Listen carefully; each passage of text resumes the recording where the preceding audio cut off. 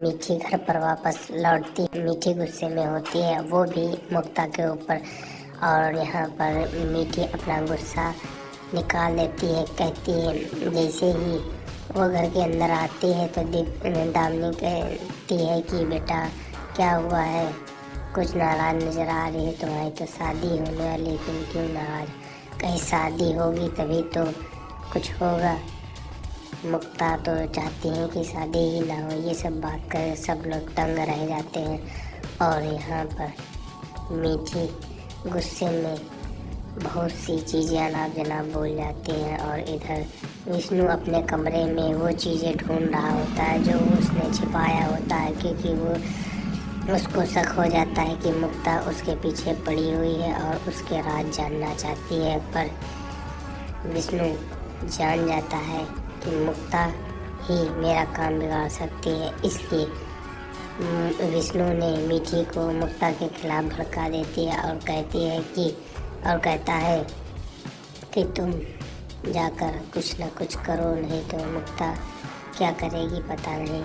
मीठी घर पर आकर सभी से वो ऊट पटांग बातें करने लगती है और कहती है मुक्ता और विष्णु को चाहती है और मुझे ये सब पसंद नहीं है और मैं नहीं चाहती कि इस घर में ऐसा हो, तो ऐसे शादी नहीं हो सकती।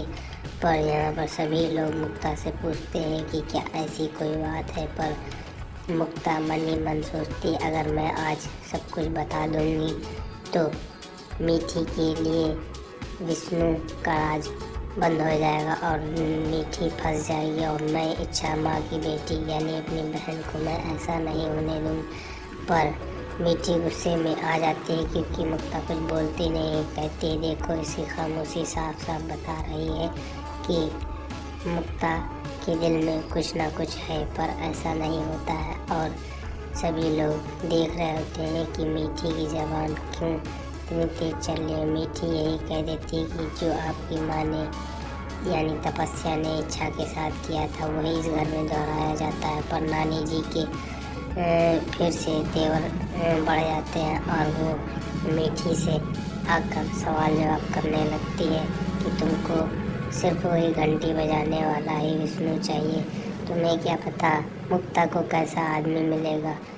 मुक्ता को तुमको नहीं पता होगा कि उसके रगों में ठाकुर का खून है और तुम्हारी रगों में एक नौकरानी का। ये बात कहकर ठाकुर जी कहते हैं कि शांत हो जाए मौसी जी। मौसी जी कहती हैं बस रहने दीजिए, मेरी ज़बान तो ऐसी भी कड़वी है, मैं आज और कुछ नहीं सुन सकती, मेरी मुक्ता को कोई कुछ नहीं कह सकता। पर दामिनी दिव्या भी रोने वाली आंसू बना लेती है, कहती ये क्या हो रहा है, ये पहले हो चुका है वही फिर इस घर में दोहराया जा रहा है, जिससे कि खुशियों में ग्रहण लगा हुआ है। पर मैं ठाकुर साहब कहते हैं इस सब चीज़ का पता लगा कर रहूँगा और मुक्ता से पूछूंगा अकेले में कि क्या बात है। और ठाकुर साहब मुक्ता के कमरे में आ जाते हैं और वहाँ पर मुक्ता से पूछते हैं तो मुक्ता कहती है बड़े पापा मेरी बात का विश्वास रखो, मैं कभी भी आपको निराश नहीं करूँगा और मेरे दिल में ऐसा कुछ भी नहीं है,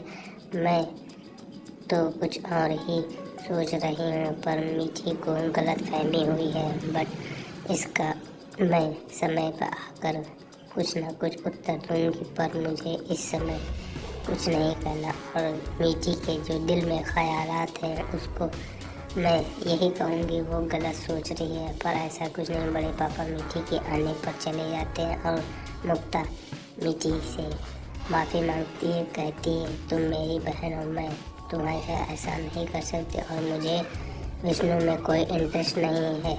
पर मीठी कहती तो बाहर क्यों चुप थी, अगर तुम मेरी बहन हो तो प्लीज़ मुझसे और विष्णु से दूर रहो। तभी मीठी बाहर चली जाती है और मुक्ता विष्णु की हर एक चीज़ पे फिर से नोटिस करने लगती है और कहती है मैं इस चीज़ को ऐसे नहीं छोड़ सकती, ये मेरी बहन की ज़िंदगी का सवाल है। पर इधर विष्णु अपनी बचपन की यादों में होता है और हर वो तस्वीर को देखता है जो उसके पिता की होती है।